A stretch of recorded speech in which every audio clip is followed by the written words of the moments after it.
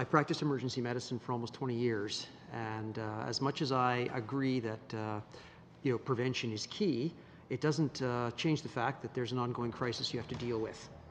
Certainly in the emergency department, when all the different problems roll in, you can't just stand there and say, well, this should have been prevented. And I appreciate what as first responders and paramedics have to deal with, because we see the looks in their faces when they bring these patients in. It's horrific. Now, I agree to support what my colleague Ms. Kwan said about harm reduction, and I know the data on it, how important it is. Dr.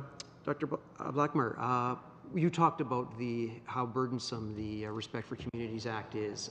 What aspects of it in particular are causing problems in preventing more harm reduction strategies? I mean, there's a number of aspects, particularly the number of hoops that communities need to jump through and the barriers that are put in place in terms of sort of the letters of support and a number of the other procedures that people need to go through.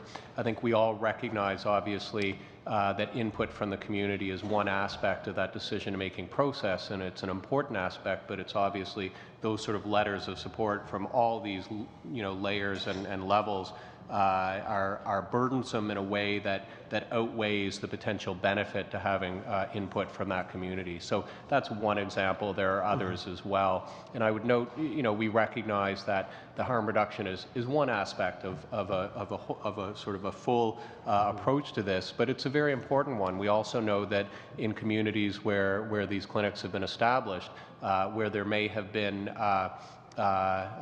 obstacles prior to the establishment. In fact, surveys done afterwards show that in many cases those communities came to see them as being very, very beneficial. So it's it is one. There are a number of aspects to the bill that, while important, provide more obstacles than they need to.